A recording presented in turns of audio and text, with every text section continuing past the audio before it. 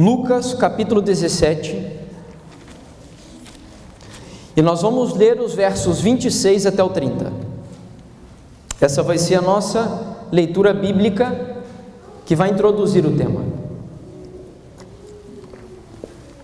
Lucas capítulo 17, verso 26 até o 30. Assim diz a palavra do Senhor: como nos dias de Noé, será também nos dias do Filho do Homem. Comiam, bebiam, casavam e davam-se em casamento, até o dia em que Noé entrou na arca e veio o dilúvio e destruiu a todos. O mesmo aconteceu nos dias de Ló. Comiam, bebiam, compravam, vendiam, plantavam e edificavam. Mas no dia em que Ló saiu de Sodoma, choveu do céu fogo e enxofre e destruiu a todos. Assim será no dia em que o Filho do Homem se manifestar. Esses versos nos apresentam dois eventos que são eventos tipológicos da segunda vinda de Cristo. Para quem não entende a palavra tipologia, são eventos simbólicos. Nós poderíamos dizer que são eventos em miniatura. O dilúvio não é tão miniatura assim, porque foi universal, mas são eventos que simbolizam a segunda vinda de Cristo. Então, estudando esses eventos, nos demorando sobre eles, nós vamos poder entender um pouco da situação do mundo, da experiência da igreja, da missão da igreja, da identidade da igreja, uma vez que esses eventos simbolizam a segunda vinda de Cristo. O Senhor Jesus, ele não é daqueles que citam palavras evasivas ou vazias. Ele foi muito preciso, e tenho certeza que essa precisão é absoluta, quando ele disse: assim será no dia em que o Filho do Homem se manifestar. O objetivo dele foi despertar a nossa curiosidade para estudar os eventos e comparar os eventos que nós acabamos de ler com a segunda vinda de Cristo. Nós não vamos estudar os dois, não temos tempo para isso. Cada um deles tem detalhes impressionantes e não vamos estudar todos os detalhes. Hoje, o nosso assunto principal será Sodoma, e nós vamos extrair algumas questões importantes dali. Sobre Sodoma, eu gostaria que vocês entendessem primeiro o seguinte: Sodoma era uma cidade muito bela. O problema é que a nossa mente, influenciada pelo evolucionismo, nós temos a tendência de olhar para o passado e imaginar que aquele povo era um povo arcaico, imaginar que o povo que viveu antes de nós era um povo ignorante, que não havia tecnologia, que não havia modernidade. Mas a mente criativa, a mente que acredita na criação, no criacionismo, ela não enxerga o mundo dessa forma. Nós, em realidade, estamos evoluindo. É isso que acreditam os cristãos, ou deveriam acreditar. Então, Sodoma era uma cidade muito bela, tão bela que Gênesis capítulo 13, versículo 10, compara Sodoma, sabe com que local? Com o jardim de Deus. E qual era o jardim de Deus? O Éden. Então, a região da Campina do Jordão, que era onde estava Sodoma, era muito bonita, muito bela. De tal maneira que quando Abraão deu a Ló a oportunidade de escolher para onde ele queria ir, Ló não teve dúvidas. Ele olhou a Campina do Jordão, viu que era parecido com Éden, e olhou para o outro lado e viu que não era tão belo assim, e ele escolheu Sodoma, e ele foi para lá. Nós sabemos as consequências da história. Então Sodoma era muito próspera. Agricultura, pecuária, entretenimento, artes, comércio. A irmã White diz que essa cidade era uma cidade muito próspera. Era tão próspera que as pessoas quase não precisavam trabalhar para adquirir o que eles precisavam para sobreviver. Isso que parece muito bom, tem muita gente que não gosta de trabalhar, mas o trabalho não foi introduzido na humanidade depois do pecado. O trabalho vem desde o princípio, o trabalho é uma bênção de Deus para o homem. Isso que parecia ser uma bênção para os sodomitas se tornou uma maldição. A serva do Senhor diz que eles ficavam tão ociosos por conta eles não precisavam trabalhar muito, como eu disse, para extrair as coisas, e havia tanta ociosidade que o ano inteiro parecia ser um ano só de festas e celebrações. Sodoma então se tornou um problema muito grande. No livro de Ezequiel, capítulo 16,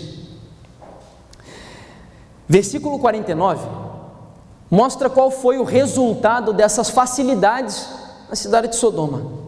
Ezequiel capítulo 16, versículo 49 diz: eis que esta foi a iniquidade de Sodoma, tua irmã, soberba, fartura de quê? De pão, próspera tranquilidade, teve ela e suas filhas, mas nunca amparou o pobre e o necessitado. Então percebam como todas essas facilidades que eu citei para vocês prepararam o caminho para que o povo de Sodoma se prostituísse, para que o povo de Sodoma, por falta do que fazer, eles acabavam ocupando o tempo com o que não prestava. E o pecado começou a se alastrar como uma teia na cidade de Sodoma. A mensageira de Deus, ela amplia um pouquinho dos pecados que predominavam nas cidades da Campina do Jordão. E um detalhe, nós falamos Sodoma e Gomorra, porque eram como se fosse Joinville e Florianópolis aqui em Santa Catarina. Sodoma e Gomorra eram as cidades maiores, mas haviam cidades menores que circundavam também as grandes cidades. E essas cidades menores foram prostituídas igualmente. O pecado começou a se alastrar, e no livro Patriarcas e Profetas, capítulo 14, recomendo a leitura do capítulo inteiro para quem não leu, por isso que eu ponho o capítulo ali, não a página. Olha o que nos diz a mensageira do Senhor: em Sodoma havia regozijo e orgia, banquetes e bebedice, as mais vis e brutais paixões não eram refreadas. O povo desafiava abertamente a Deus e a sua lei, e deleitava-se em ações de quê? De violência. Eu li esse texto e eu fiquei pensando se não haviam UFCs na cidade de Sodoma. O povo gostava de sangue, o povo gostava de violência, gostavam de carnificina, eles se deleitavam naquilo. Nós já vamos entender por quê. Nós já vamos compreender como pode seres humanos que foram criados à imagem e semelhança de Deus se converterem em animais, porque são animais, e só os carnívoros, porque os domésticos não gostam de sangue, que se comportam dessa maneira. E os sodomitas, eles se degradaram tanto, que a serva do Senhor diz que eles se deleitavam em cenas de violência. Agora, eu gostaria de ressaltar no nosso estudo aqui de hoje um pecado apenas de Sodoma. Poderíamos estudar vários, poderíamos mencionar aqui uma lista de pecados e trazê-los para o nosso tempo, mas eu gostaria de colocar um em evidência, para nós entendermos que o tempo que nós estamos vivendo é sério, é solene. E eu diria mais, e no final do estudo vocês vão entender isso. Hoje, dia 16 de julho de 2016, é um dia de importância profética tremenda para os adventistas do sétimo dia. Eu não sei se vocês estão sabendo do sinal que está acontecendo nos Estados Unidos da América. Não é o decreto dominical ainda, não precisa se preocupar ainda. E eu tampouco quero alarmar vocês, mas nós vamos ver aqui hoje que nós estamos vivendo num tempo iminente, um tempo muito solene, e o objetivo do nosso estudo é exatamente conscientizar-nos desse tempo. Um pecado, e o pecado que certamente é o principal pecado de Sodoma, que inclusive se vocês pegam um dicionário Aurélio, português, e buscam a palavra sodomia,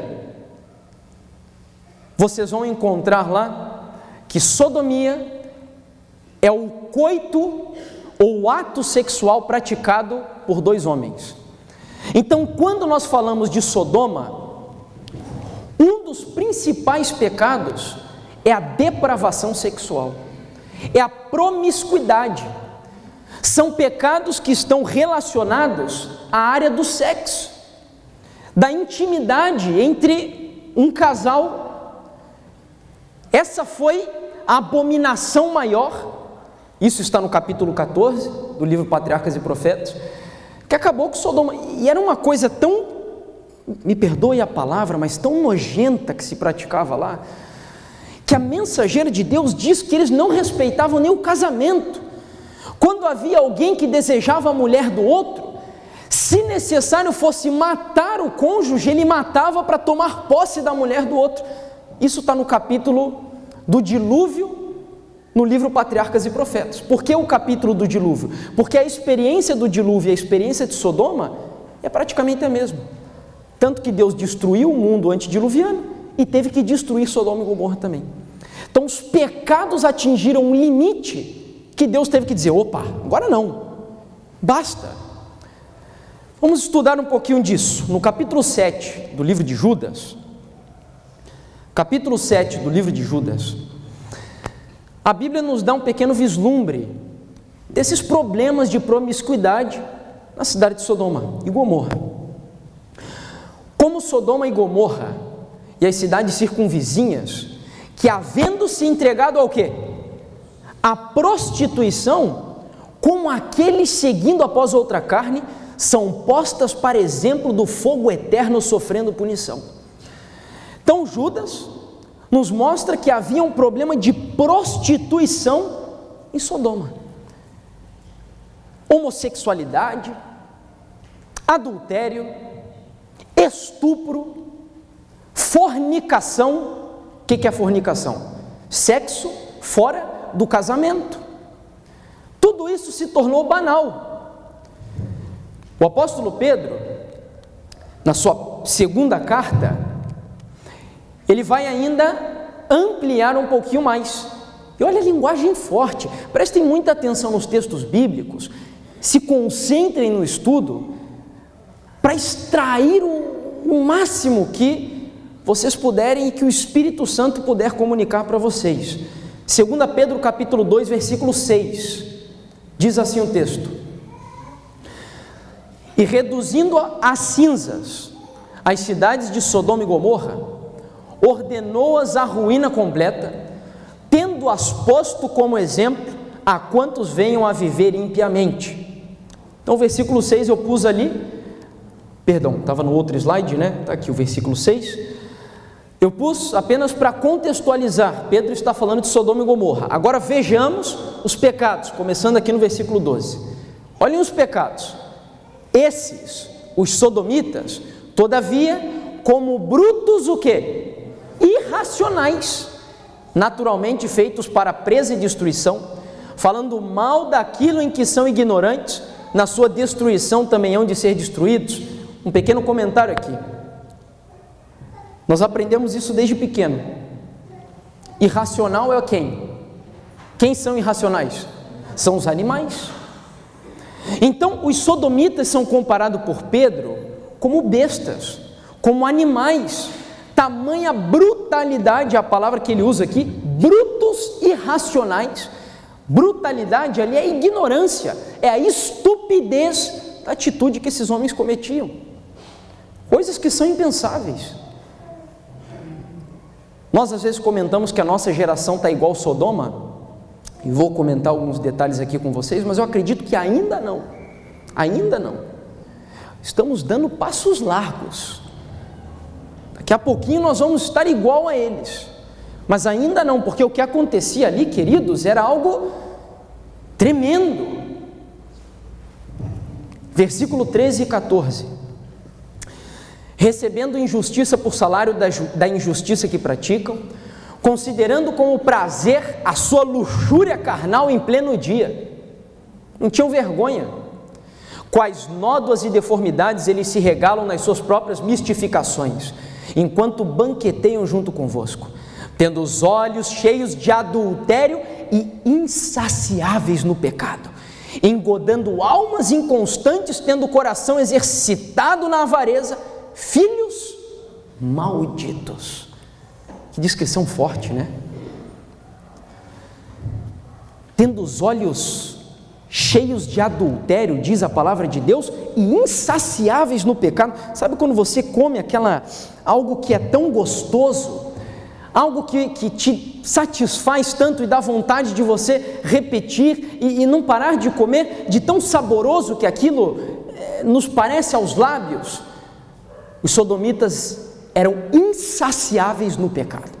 Eles gostavam do pecado. Não é que eles praticavam o pecado só, eles gostavam de pecar, eles amavam o pecado, eles eram escravos do pecado, de tal maneira que defendiam o pecado e faziam algo pior, que é o que eu começo a me desesperar com a nossa geração. Sabe o que eles faziam? Além de gostar, além de se satisfazer com o pecado, além de praticar, além de planejar o pecado, olha o que eles faziam. Isaías capítulo 3, versículo 9. Isaías capítulo 3, verso 9. O aspecto do seu rosto testifica contra eles. E como Sodoma, o que eles faziam? Publicam o seu pecado e não o encobrem. Ai da sua alma, porque fazem mal a si mesmos. Eu acredito que não tinha Facebook naquela época, mas os sodomitas eram tão sem vergonhas, eles se saciavam, eles se deleitavam tanto no pecado, que eles não se contentavam só em pecar, eles publicavam o pecado. Era como se fosse uma rede social, na qual todos participavam daqueles atos vis e abomináveis. Todo mundo via, todos participavam. Eu digo que alguns participavam por praticar o pecado, uma parcela um pouco menor por consentir com o pecado, e outros por contemplar o pecado.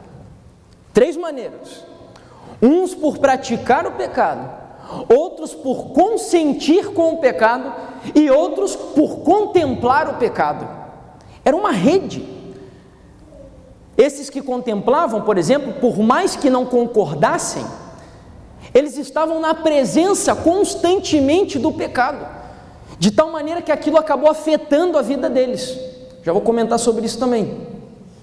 Mas só para mostrar para vocês que essa rede, ela estava se expandindo em Sodoma, e que quase todas as pessoas estavam envolvidas nessa pecaminosidade. Gênesis capítulo 19, verso 5, quando a cidade de Sodoma e Gomorra foi visitada pelos anjos do Senhor, e Ló convidou aqueles anjos para que fossem hospitalizados em sua, para que fossem resguardados em sua casa. Gênesis 19, verso 5 diz o comportamento dos habitantes de Sodoma: mas antes que se deitassem, os homens daquela cidade cercaram a casa, os homens de Sodoma, tanto os moços como os velhos. Sim, todo o povo e de todos os lados. E chamaram a Ló e disseram: onde estão os homens que à noitinha entraram na tua casa? Traze-os fora a nós, para que fazemos o que com eles? Abusemos deles. O que eles queriam fazer com os anjos? É isso que você está pensando mesmo. Eles queriam se prostituir sexualmente com os anjos do Senhor que estavam visitando aquela cidade. E quantos estavam envolvidos naquilo? Todo o povo, velhos, moços, todos estavam envolvidos. Já não havia mais saída quase, irmãos. A cidade de Sodoma e Gomorra estava infectada, era como um vírus que começou a se alastrar e consumir a vida das pessoas, e aquilo tornava os seres humanos cada vez menos parecidos com a imagem de Deus. E o livro de Apocalipse, lembra que o livro de Apocalipse fala de uma imagem também? Apocalipse capítulo 13 fala da imagem do quê? Da besta. A besta é um animal. Esses homens, eles estavam mais parecendo com a imagem da besta do que com a imagem de Deus. a coisa, ela se tornou tão expandida. E lembra que eu falei para vocês de que alguns pecavam por contemplar? Lembra disso? Que alguns nem praticavam.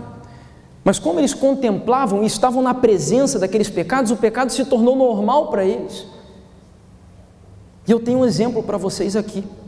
As filhas de Ló viviam num lar cristão, tinham um pai cristão. A Bíblia diz que Ló era um homem justo, mas por estar na presença do pecado, por contemplar essa abominação em Sodoma, o que aconteceu com as filhas de Ló? Vocês se lembram o que ela fez com o pai? Se lembram bem? Embebedaram o pai e praticaram o pecado do incesto, que era um outro pecado comum em Sodoma também. Sabe o que é o incesto? O incesto é a prática sexual por parentes, pessoas que são da mesma família. Elas embebedaram o seu pai e mantiveram relação sexual com o seu pai, e deram origem às duas nações que foram as maiores pedras no sapato na história do povo judeu no Antigo Testamento: os amonitas e os moabitas.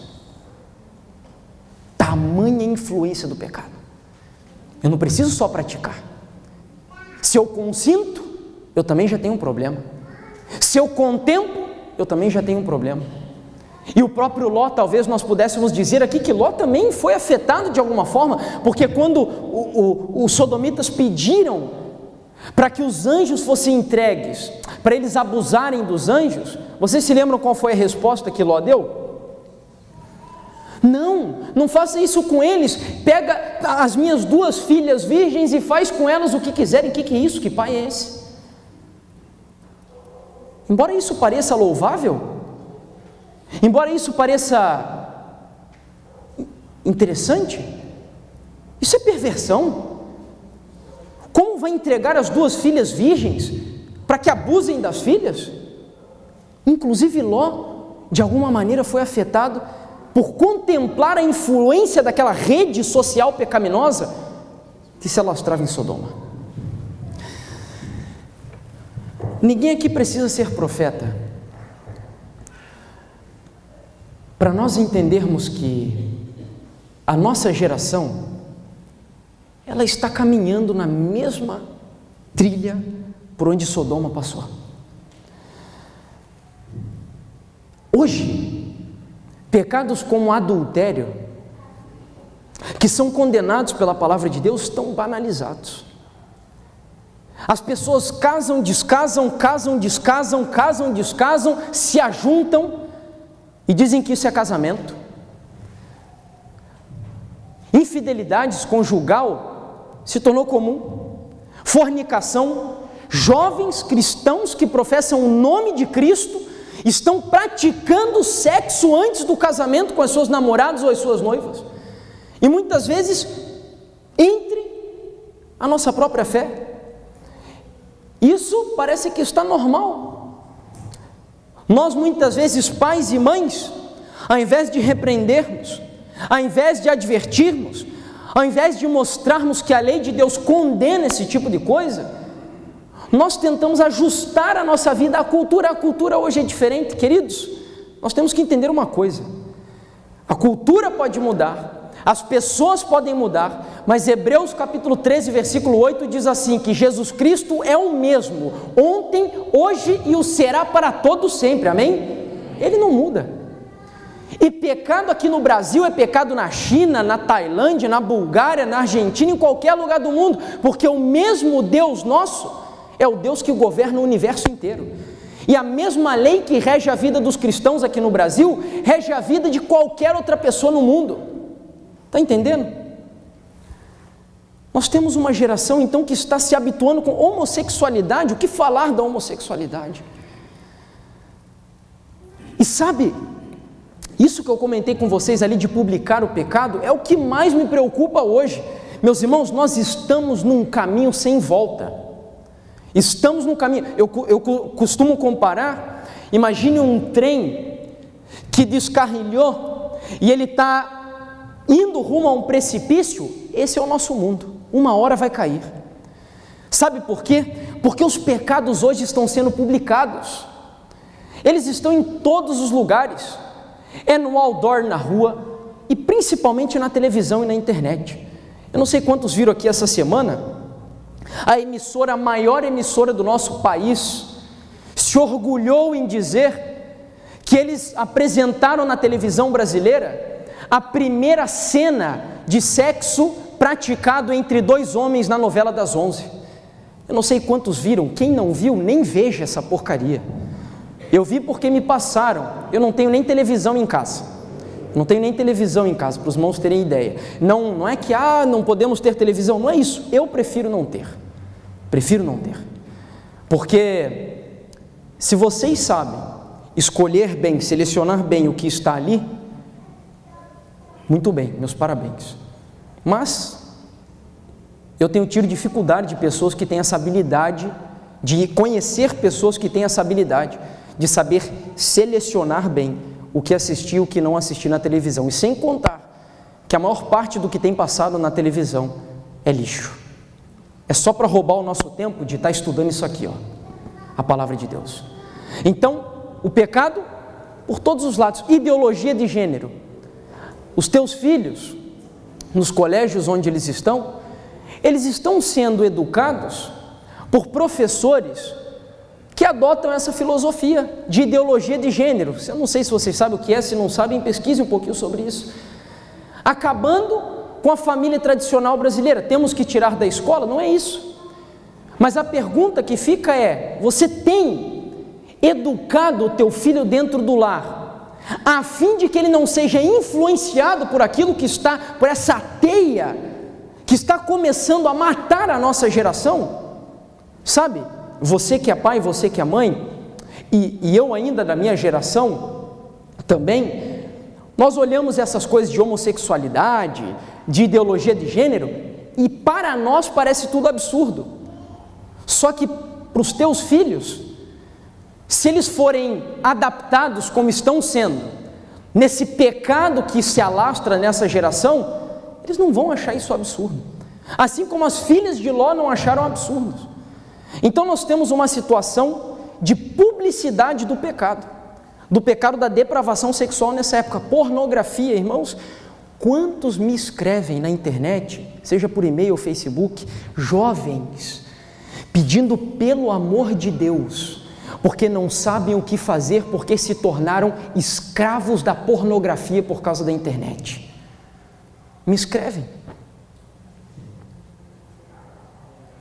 E às vezes nós estamos pensando, eu ouvi esses dias a pregação de um pastor evangélico, mas da linha tradicional, dizendo que pais e mães, hoje, são enganados por pensar que o filho é um santo, porque os nossos filhos são muito inteligentes, e na nossa frente eles parecem perfeitos, mas estão pecando contra Deus e contra vocês debaixo do teu nariz, e vocês não estão percebendo. E o celular, smartphone está contribuindo muito para que isso aconteça nessa época. Muito, irmãos. Crianças com 6, 7 anos de idade já têm smartphone. Que absurdo! Coisa terrível. O pecado se alastrando como uma teia. Por causa desses pecados, a espada foi desembainhada contra Sodoma e Gomorra. O tempo chegou.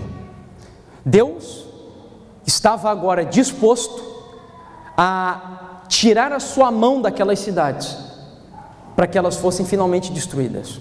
Não havia mais volta, como eu disse.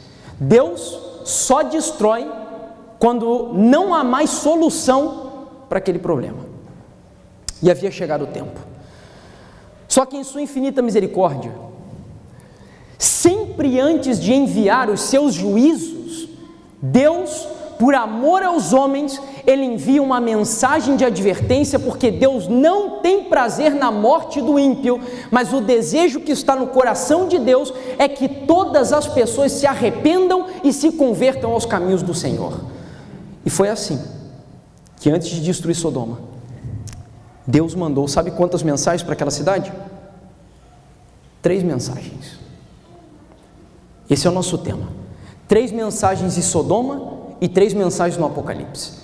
Mas aonde que nós encontramos isso? Vamos lá, nós vamos usar a Bíblia agora. Gênesis capítulo 18. Gênesis capítulo 18, versículo 1 e versículo 2. Apareceu o Senhor a Abraão nos carvalhais de Manre, quando ele estava sentado à entrada da tenda, no maior calor do dia. Levantou os olhos, olhou, e eis quantos homens? 3 homens de pé em frente dele. A Bíblia que mostra então 3 homens que se manifestaram a Abraão, e esse contexto dessa experiência aqui está associado com a experiência de Sodoma e Gomorra, nós já vamos ver. Mas quem eram esses homens? Esses 3 homens eram 3 o quê? Vamos lá para Gênesis capítulo 19, verso 1 e verso 1 primeiro. Quem eram esses mensageiros? Quem eram esses homens que Deus enviou a Abraão ali naquele momento? Olha que interessante o verso 1 do capítulo 19. Ao anoitecer vieram 2 anjos a Sodoma, a cuja entrada estava Ló assentado. Este, quando os viu, levantou-se e, indo ao seu encontro, prostrou-se rosto em terra. Então a Bíblia mostra que eram anjos que estavam ali, só que daí fica a pergunta para vocês agora.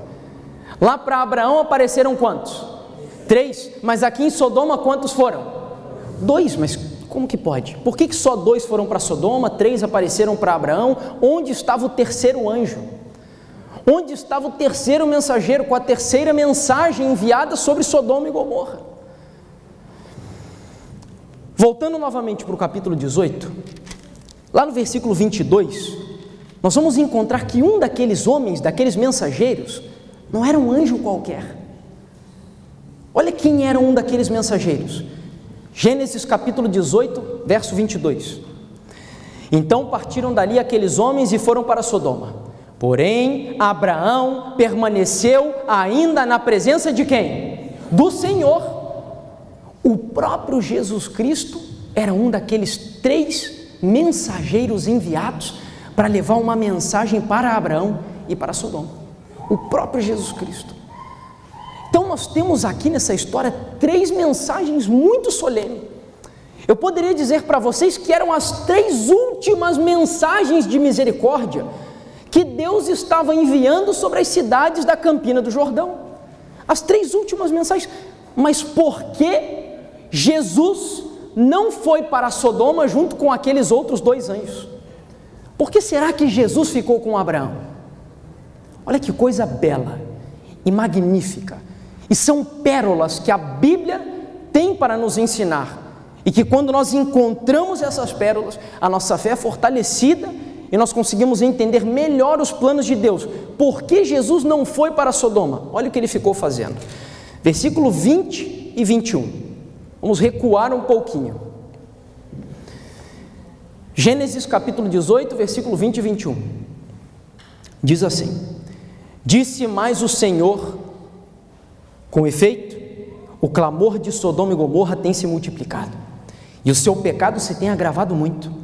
Descerei e verei se de fato o que tem praticado corresponde a esse clamor que é vindo até mim, e se assim não é, sabê-lo-ei. Olha que interessante, queridos. A Bíblia diz que Jesus não foi para Sodoma, porque primeiro ele ia descer e fazer o que com a cidade de Sodoma? Ver. Quando ele cita esse termo, que ele ia ver, que ele ia vasculhar, isso nos lembra de uma doutrina, que é uma doutrina que só a igreja adventista crê nessa doutrina. Só a igreja adventista tem essa mensagem no seu corpo de mensagens para esse tempo. Jesus, quando disse para Abraão, descerei e verei, ele estava mostrando que sempre, antes de executar a sua justiça sobre uma nação, sobre uma pessoa, ou sobre uma família, ou seja lá o que for, ele sempre faz um juízo investigativo. Entenderam? A mensagem do primeiro anjo, que nós encontramos na experiência de Sodoma e Gomorra, ela foi dada pelo próprio Jesus. E Jesus Cristo estava dizendo que ele tinha uma missão de fazer um juízo de investigação para ver se os pecados daquela cidade realmente tinham atingido o limite da ira de Deus, porque a ira de Deus só é derramada quando a sua taça, ela atinge o limite. Então Cristo, nesse momento, ele se apresenta como o juiz da cidade de Sodoma e Gomorra, como aquele que vai exercer justiça, como aquele que vai investigar aquela cidade. E o que diz a nossa primeira mensagem, que são as mensagens mais importantes que Deus enviou para esse tempo, e vocês prestaram bem atenção no que eu falei? Somente que igreja tem essa mensagem nessa época? Só que igreja? A igreja adventista. Se nós não pregamos essa mensagem, quem vai pregar essa mensagem? Agora esteja... amém, gostei, eu nem tinha pensado nisso, irmã. Porque se nós não pregarmos, quem vai pregar? As pedras clamarão. As pedras clamarão, e já tem pedras clamando por aí, porque falar de juízo nessa geração é um tabu. As pessoas gostam de ouvir sobre a graça de Deus, o amor de Deus, a misericórdia de Deus, mas falar sobre condições para entrar no céu, falar sobre arrependimento, falar sobre conversão, sobre julgamento, são tabus da nossa geração. A mensagem do primeiro anjo, que faz um paralelo com as 3 mensagens de Sodoma, olha o que ela diz: vi outro anjo voar pelo meio do céu, tendo o evangelho eterno para pregar aos que se assentam sobre a terra e a cada nação, tribo, língua e povo. O mundo inteiro precisa ouvir essa mensagem. E aí vem a mensagem agora, dizendo em grande voz: temei a Deus e dai-lhe glória, pois é chegada a hora do seu e adorai aquele que fez o céu, a terra, o mar e as fontes das águas. É ou não é a mesma mensagem de Sodoma e Gomorra? É a mesma mensagem. Você já se perguntou algumas vezes? Você acredita que o nosso mundo está cheio de pecado? Você acredita nisso? Eu não tenho dúvidas também, acabamos de citar alguns aqui. Você já se perguntou, ao olhar para os pecados do mundo, por que Jesus Cristo ainda não voltou? Por que Ele ainda não agiu com ira sobre esse mundo, se o mundo está cheio de pecado? Já se perguntou isso? Eu já me perguntei algumas vezes. Sabe qual é a resposta? Jesus Cristo não pode enviar o seu juízo antes que cada nação, tribo, língua e povo tenha acesso a essa mensagem. E a mensagem não é suave, a mensagem é dura, a mensagem ela é firme, mas eu posso assegurar uma coisa para vocês: o livro de Jó diz que o mesmo Deus que fere, Ele só fere quando é para curar. É isso que Jó está falando. E quando Ele dá uma mensagem dessa natureza, é para acordar as pessoas do nosso planeta, para eles entenderem que nós estamos nas iminências de sermos pesados na balança do Senhor.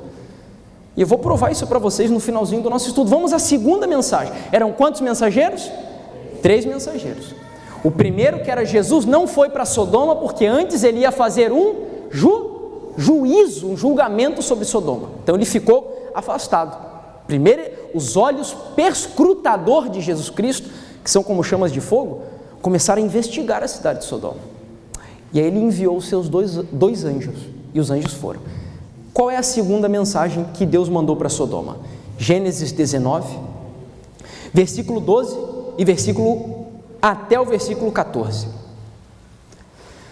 Gênesis capítulo 19, versículo 12 até o 14. A segunda mensagem que Deus envia sobre Sodoma e Gomorra.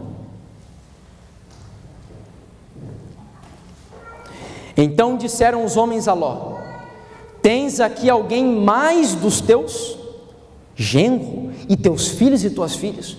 Todos quantos têm na cidade, faze-os o quê? Sair deste lugar, pois vamos destruir esse lugar, porque o seu clamor tem se aumentado, chegando até a presença do Senhor, e o anjo nos enviou a destruí-lo.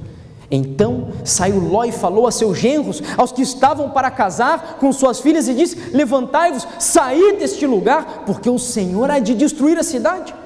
Acharam, porém, que ele gracejava com eles. A segunda mensagem que Deus enviou para Sodoma, em outras palavras, foi: caiu Sodoma, essa cidade vai ser destruída, sai dela, povo meu, fujam de Sodoma, saiam dessa cidade enquanto ainda há tempo, porque o juízo de Deus virá sobre essa cidade. Ela já foi pesada na balança. Sabe qual foi o momento final? Sabe qual foi o momento que Deus estava pesando os sodomitas na balança? Está registrado na Bíblia. Sabe qual foi? Quando Ló, apareceu com os anjos na frente deles, que eles estavam pedindo para abusar, como nós vimos ali. Os anjos, quando Ló ofereceu as filhas, os anjos pararam na frente de Ló, empurraram Ló para dentro da casa, fecharam a porta e os sodomitas foram feridos de quê? De cegueira. Nesse momento que a cegueira veio sobre eles, Deus estava pesando eles lá no céu. Mas a cegueira adiantou? Porque a Bíblia diz que enquanto eles estavam cegos, sabe o que eles faziam? A serva do Senhor diz que eles ficaram a tarde inteira, no livro Patriarcas e Profetas, capítulo 14, até que eles se cansaram tentando encontrar a porta, porque eles queriam entrar e abusar daqueles anjos. A cegueira deles era dupla, era cegueira física, mas se eles não tivessem cegos espiritualmente, no momento que a cegueira veio sobre eles, o que eles iam fazer? Iam se arrepender, porque a cegueira era um sinal de Deus, a cegueira era uma misericórdia de Deus, de que aqueles mensageiros eram celestes, mas eles estavam com o coração, eles já tinham escolhido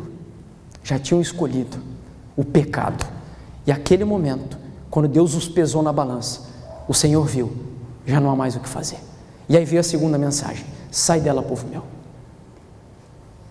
No livro de Apocalipse essa mensagem também está lá, no capítulo 14, onde estão as 3 mensagens mais importantes para nós pregarmos hoje. E eu volto aqui, irmãos, se vocês não sabem o que significa temer a Deus, o que significa dar glória a Deus, se nós não entendemos o que é o juízo de Deus, o que significa a verdadeira adoração a Deus, nós jamais poderemos ser usados para pregar essa mensagem. Esse estudo que eu estou passando para vocês aqui é só um tema introdutório, porque nós temos que destrinchar essas mensagens, entender cada detalhe delas para podermos pregar para as pessoas aí fora. E aqui está a segunda, Apocalipse 14, verso 18: e outro anjo seguiu dizendo: caiu Babilônia, aquela grande cidade como Sodoma, que a todas as nações deu a beber do vinho da ira da sua fornicação. Olha o pecado sexual ali mencionado. Só que a mensagem do segundo anjo, ela tem uma repetição em Apocalipse 18. Está aqui, Apocalipse 18, verso 2 e 4.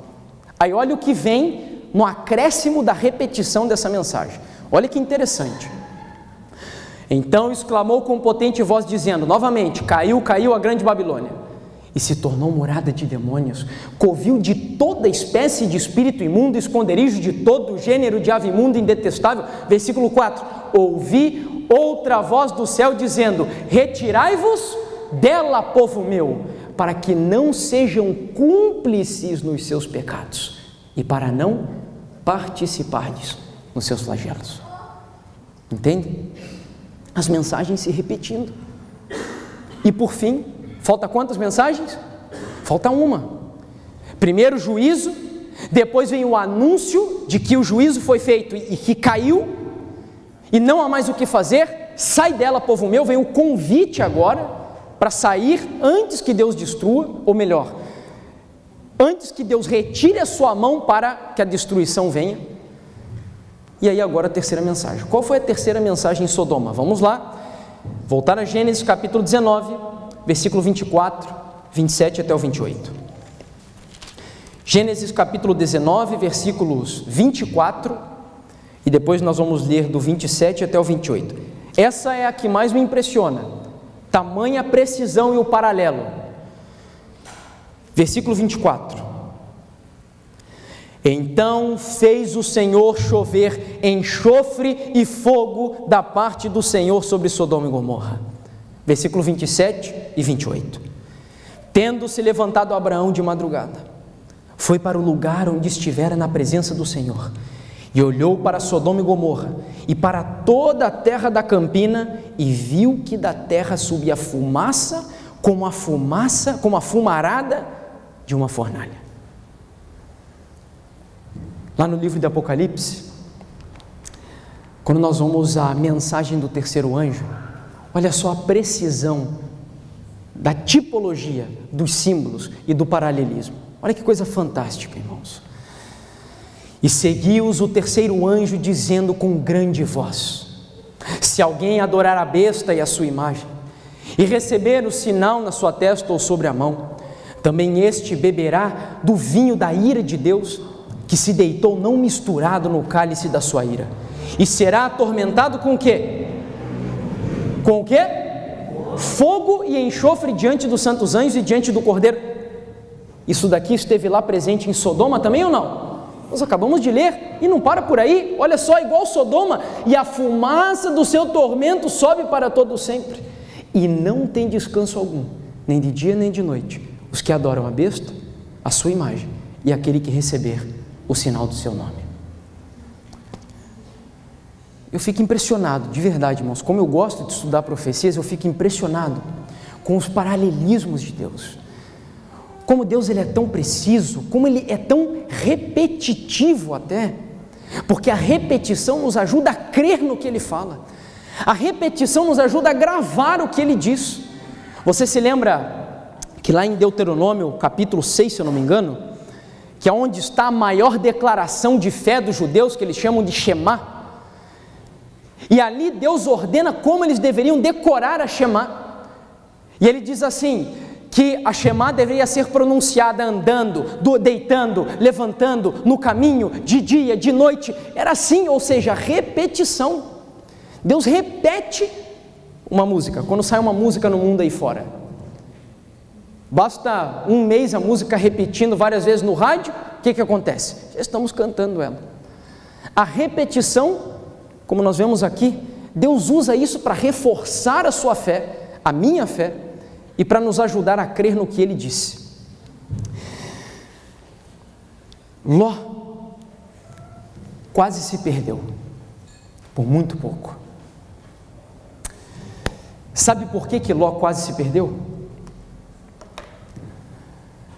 Porque embora Ló amasse muito a mensagem, acolhesse aqueles anjos, fosse muito hospitaleiro, Ló não entendeu uma coisa. O que Ló não entendeu? Sabe por que eu digo que Ló quase se perdeu? Porque quando os anjos estavam em Sodoma e Gomorra, e eles gritaram para Ló dizendo: sai, leva a tua família, sai desse lugar porque vai ser destruído, a Bíblia diz que Ló ficava se demorando. Ló era muito moroso, muito lento, e ele foi tão lento na decisão de sair daquela cidade que estava para ser destruída, que por culpa dele, ele perdeu a sua esposa. Sabia? A mensageira do Senhor diz no capítulo 14 do livro Patriarcas e Profetas, que se Ló tivesse atendido a mensagem rapidamente, a esposa dele teria entendido que era urgente aquela mensagem.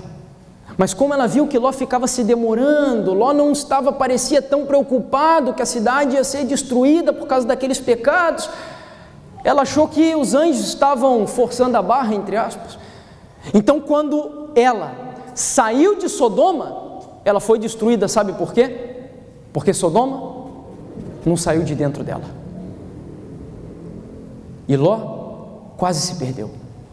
Eles só saíram de Sodoma porque a Bíblia diz que os anjos de Deus, quando viram que eles estavam demorando, pegou na mão de Ló e da família e da esposa e saiu correndo com eles, pôs eles para fora das cidades. Ló quase se perdeu por não entender o tempo que ele estava vivendo. Quero fazer uma pergunta para você agora. Você entende o tempo que você está vivendo hoje? Você realmente tem consciência do que está acontecendo no nosso mundo e de quão pouco falta para Jesus voltar? Quantas mensagens Deus deu para nós anunciarmos ao mundo? Quantas mensagens? Que nós vimos aqui? 3 mensagens. 3 mensagens. E eu faço mais uma pergunta para você. Dessas 3 mensagens, em qual delas nós nos encontramos. Eu estou falando de tempo profético agora. Tempo. Qual delas, no tempo de qual dessas 3 mensagens nós nos encontramos?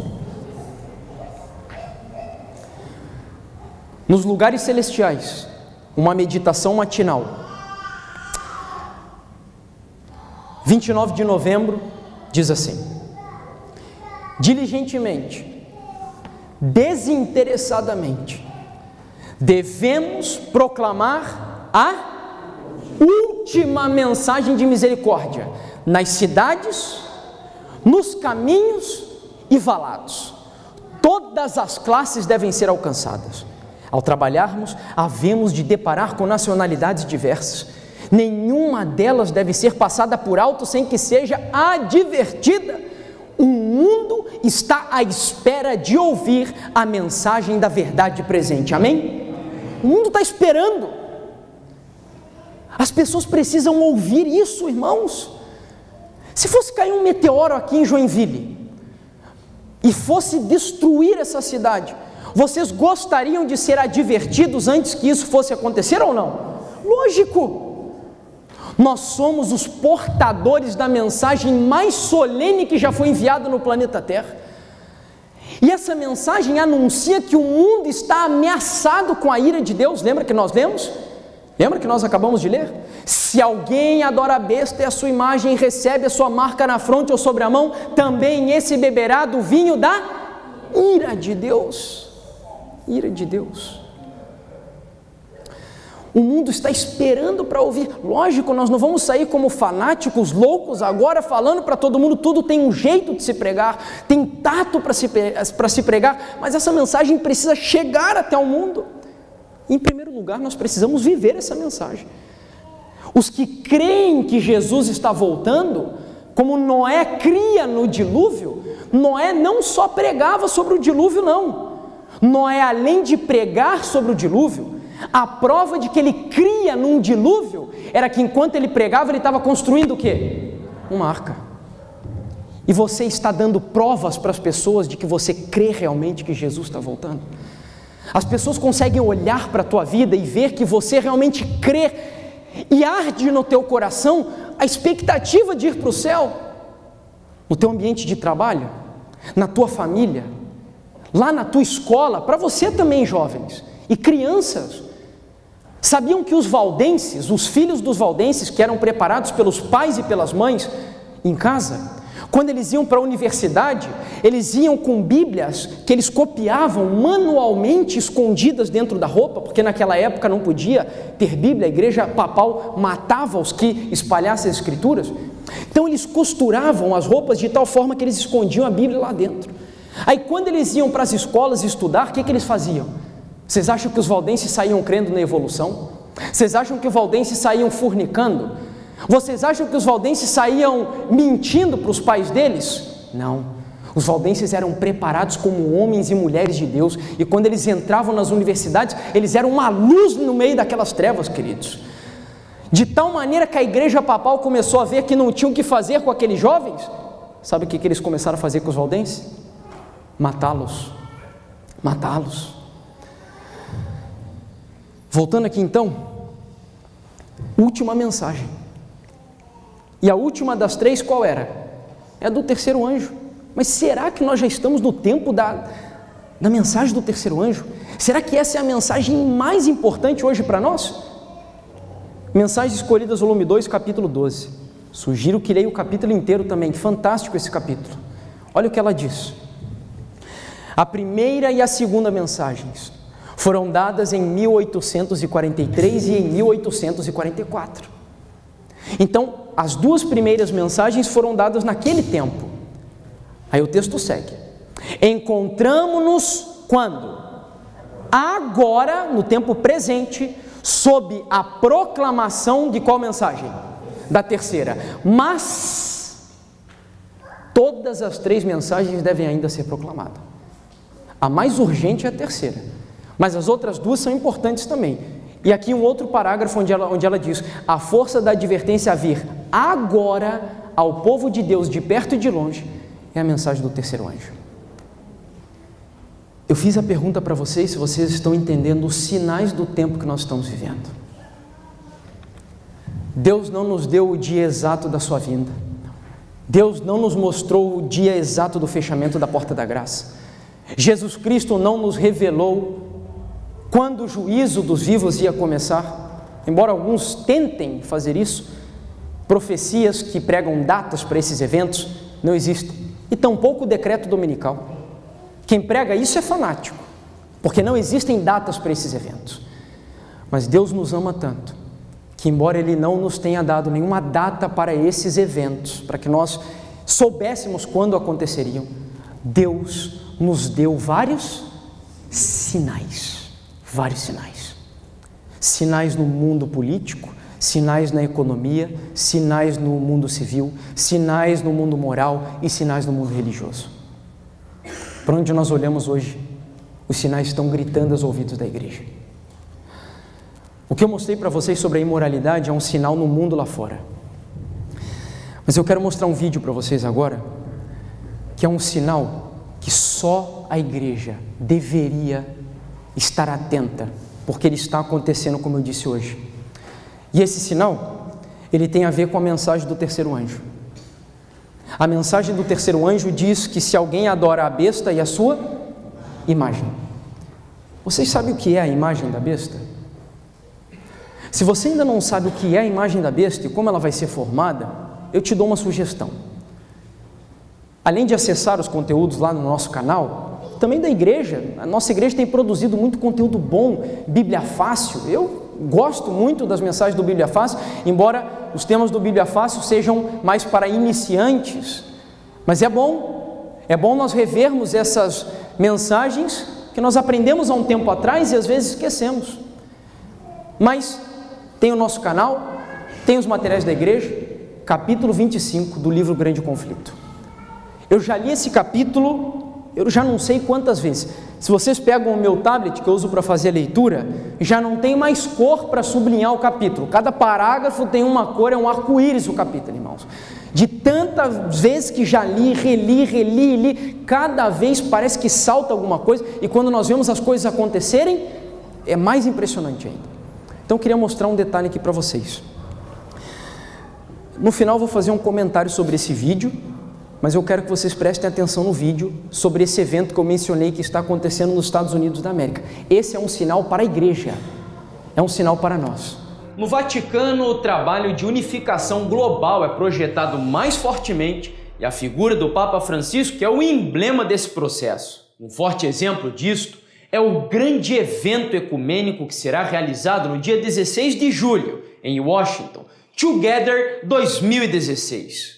Promovido por famosos líderes evangélicos e pentecostais, promete reunir 1 milhão de pessoas na capital dos Estados Unidos.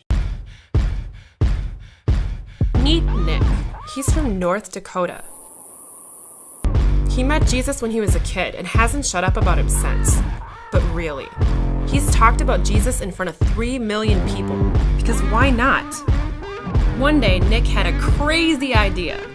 Get 1 million people to stand together on the National Mall for Jesus. Because why not? He ran the idea by Billy Graham, and Billy Graham said, "You have to do this." And when Billy Graham says you should do something, you do it.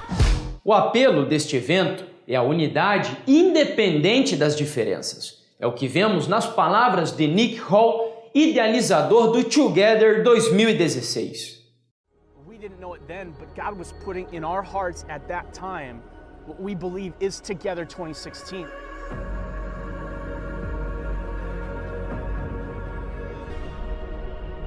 The same day we got the permit for the mall, all of these groups started to say they were in. Hillsong United said they're in. Francis Chan said he's in. Michael W. Smith said he's in. These things don't happen. I mean, just imagine a true movement of unity. Not just uniting people like you, but the whole church rallying together on one day. And then imagine what that united church can do going from this place. And I really don't even believe that July 16th is about starting a wave. I think God is already doing the wave. I just think it's happening in different corners, and we've been divided. We got this movement here and this denomination here and that group here, and they're all great things, but we don't even know about each other because we don't have the same name on our sign. And so on July 16th, we're going to see all of these waves collide. Catholics and Lutherans and evangelicals and charismatics literally rallying across the nation saying, you know what? We may not say the same things, but we're on the same team. We're lifting up Jesus, and we're going to saturate this nation. Man, that could change the world. Do whatever you have to do to get to the National Mall on July 16th, believing that God has invited you, God is calling you, and that the time is now for the church to rally, to meet with Jesus.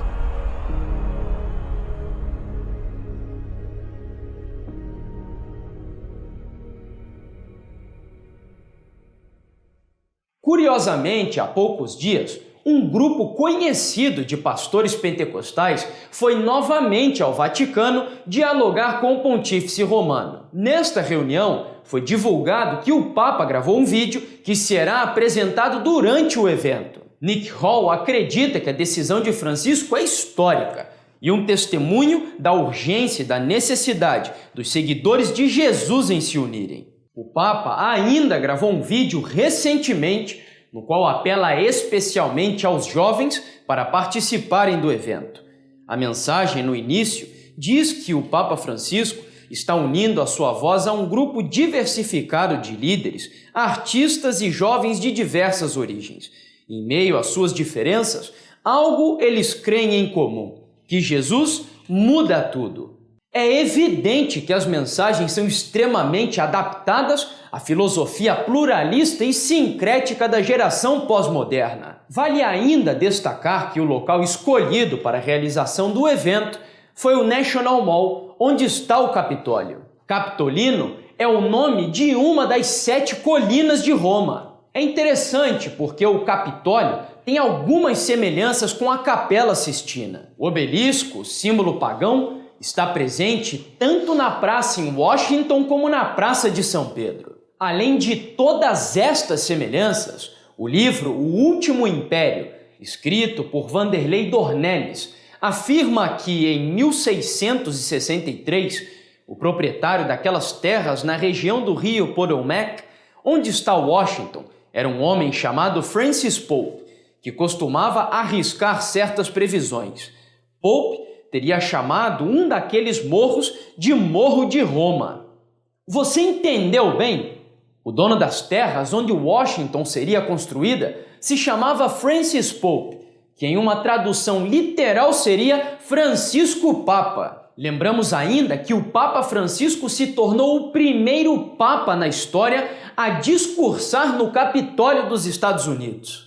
São muitas as situações para crermos que tudo não passa de mera coincidência. Existe uma mensagem muito clara sendo transmitida neste evento, especialmente quando recordamos de Apocalipse 13 e vemos o papado sendo seguido pelo protestantismo norte-americano, a besta e a sua imagem. Embora Satanás tente orquestrar os eventos no planeta Terra para que dragão, besta e falso profeta reúnam o mundo inteiro para a última grande batalha, a saída do Reino Unido da União Europeia é a prova de que o Todo-Poderoso ainda está no controle da história e que o único reino verdadeiramente unido que jamais terá fim é o reino eterno de Deus. Eu quero terminar fazendo a leitura de uma nota que eu publiquei na nossa página do Facebook ontem. Ela está um pouquinho atrasada, alguns pedidos que eu fiz, o evento provavelmente já deve ter terminado, não sei se ainda está acontecendo lá nos Estados Unidos, era hoje, mas eu queria deixar uma informação aqui com vocês, que eu creio ser muito pertinente, importantíssima. Hoje, dia 16 de julho de 2016, nos Estados Unidos, está acontecendo o evento Together 2016. É um evento promovido por líderes pentecostais cuja proposta é a união de todos os cristãos, independente das diferenças doutrinárias. Por mais que isso pareça louvável, não é o que a Bíblia ensina. Tolerância religiosa não significa que devemos pactuar com o erro. Em Washington, D.C., estarão reunidos líderes e leigos de várias vertentes que professam o cristianismo: católicos, protestantes, evangélicos, pentecostais. O objetivo é um recomeço. Para os que estudam as profecias, este evento é um passo muito forte na consolidação da imagem da besta, que se formará primeiro nos Estados Unidos. Assim escreveu a serva do Senhor. Não se distrai agora. Presta atenção nesse texto que eu vou ler aqui. Muita atenção, está lá nesse capítulo que eu sugeri para vocês estudarem em casa. Capítulo 25 do Grande Conflito. Quando as principais igrejas dos Estados Unidos, ligando-se em pontos de doutrina que lhes são comuns, influenciarem o Estado para que imponha os seus decretos e lhe apoie as instituições, a América do Norte protestante terá então formado uma imagem da hierarquia romana, e a aplicação de penas civis aos dissidentes será o resultado inevitável. A imagem da besta representa a forma de protestantismo apóstata, que se desenvolverá quando as igrejas protestantes buscarem o auxílio do poder civil para a imposição dos seus dogmas. E agora vem um outro comentário.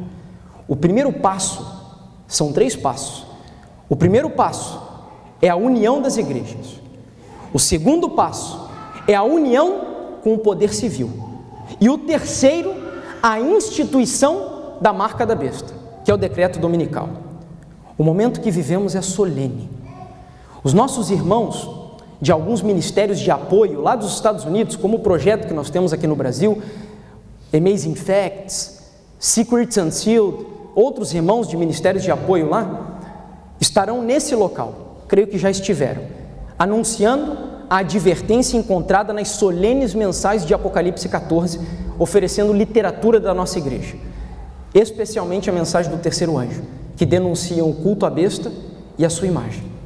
O objetivo dessa publicação era fazer 2 pedidos. O primeiro talvez não dê tempo mais, que era orar pelos nossos irmãos, mas o segundo pedido eu ainda quero fazer para vocês. O segundo é pelo preparo da igreja, porque a formação da imagem da besta é um grande sinal de que nós, adventistas do 7º dia, seremos em breve pesados na balança do Senhor.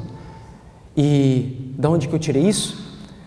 O texto se encontra no livro Eventos Finais, não me lembro a página, mas é a carta G, número 11, de 1890, escrito pela irmã White. Olha o que ela diz: a imagem da besta formar-se-á antes que termine a graça, porque isso será a grande prova para o povo de Deus, pela qual será decidido o seu destino eterno. Vocês estão entendendo, irmãos, a solenidade do tempo que nós estamos vivendo? Não me interpretem mal, eu detesto alarme, de alarmistas o nosso mundo já está cheio, conspiracionistas. Eu não estou mostrando para vocês aqui teorias da conspiração, eu mostrei para vocês tudo o que nós estudamos aqui foi usando a Bíblia e o espírito de profecia. Abram o coração de vocês, permitam com que as profecias do Apocalipse sejam de verdade a revelação da glória de Jesus Cristo na vida de vocês. Adquiram um relacionamento íntimo com Jesus. Nós estamos num tempo onde cada minuto, cada segundo é muito solene. Ocupem bem esse tempo, estudem, orem e se preparem. Eu quero me preparar. Como nós cantamos antes de iniciar a nossa programação, não tardará. Cristo irá voltar, irmãos. O tempo chegou. Eu quero crer e creio que esses olhos que estão aqui verão o nosso Senhor rasgando as nuvens do céu. E eu vim aqui anunciar isso para vocês. Se preparem, porque Jesus Cristo está voltando. E se Deus não me der o privilégio de vê-los novamente aqui na terra, assim como eu desejei o mesmo pela igreja lá no bairro Floresta, na parte da manhã, o meu desejo ardente é poder me encontrar com vocês lá no céu. Que Deus os abençoe grandemente. Amém? Amém.